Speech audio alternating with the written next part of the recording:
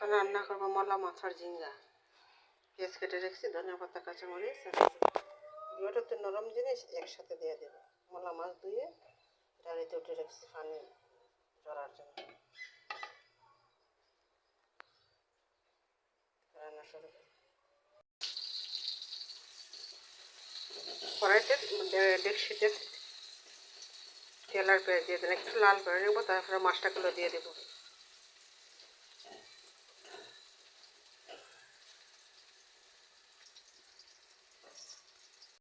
পেঁয়াজগুলো লাল হয়ে গেছে, এখান থেকে দিয়ে একটু আটা পেঁয়াজ, আটা পেঁয়াজটা দিয়ে একটু পানি দিয়ে দেবো।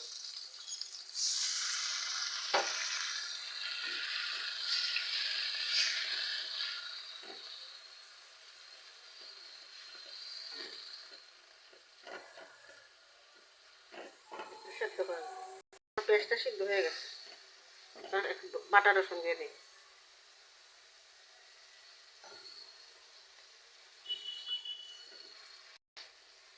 রসুনটা সিদ্ধ হয়ে মানে ভাজা হয়ে গেছে, এখন দিয়ে দিই হলুদের গুঁড়ো। আর একটু নাড়িয়ে তারপরে মরিচ দেবো, দিয়ে দিলাম মরিচ গুঁড়ো। মরিচটা তো পরিমাণ মতো, আমি তো মরিচ একটু কম খাই।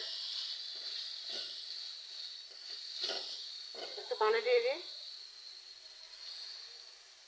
মশলাটা ভাজার জন্য। মশলাটা ভাজা হয়ে গেছে, এখন দিয়ে দিই লবণ। লবণ আর লাগবে না, তারপরে এইটুকুই হবে।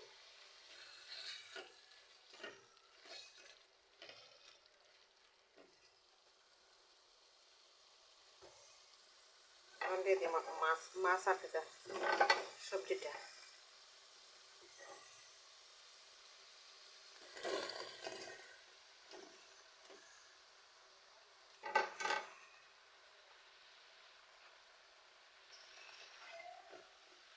দুটো একসাথে দিয়ে দিলাম, কারণ দুটো নরম।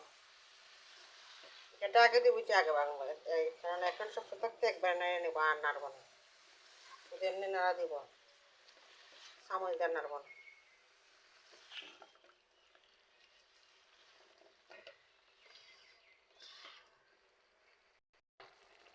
তরকারিটা এখন সবজি একটু জল দিয়ে দেবো।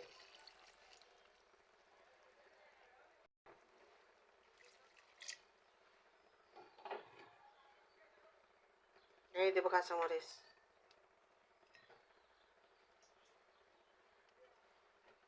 মরিচটা একটু বেশি কমাই দিছি, এই কারণে কালারটা হয়েছে না। তরকারিটা এই ছোটো মাছের তরকারিটা আবার ঝিঙ্গাতে বেশি জাল ভালো লাগে না ঝিঙ্গার সাথে। এটাকে সিদ্ধ হলে ধনিয়া পাতা দিয়ে নামাই নেব।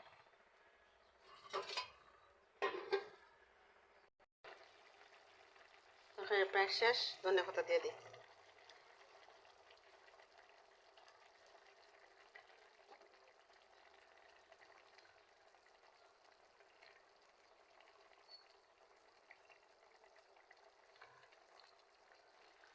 এটাকে রেখে দেবো 5 মিনিট।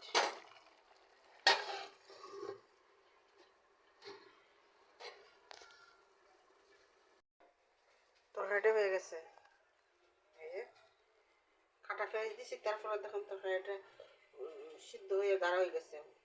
কাটা পেঁয়াজ দিলে আরও গাঢ় হইতো, এই জন্য একটু পাতলা পাতলা হয়েছে, ভালো লাগবে। মলা মাছ দিয়ে ঝিঙ্গে দেয় পাতলা তরকারি।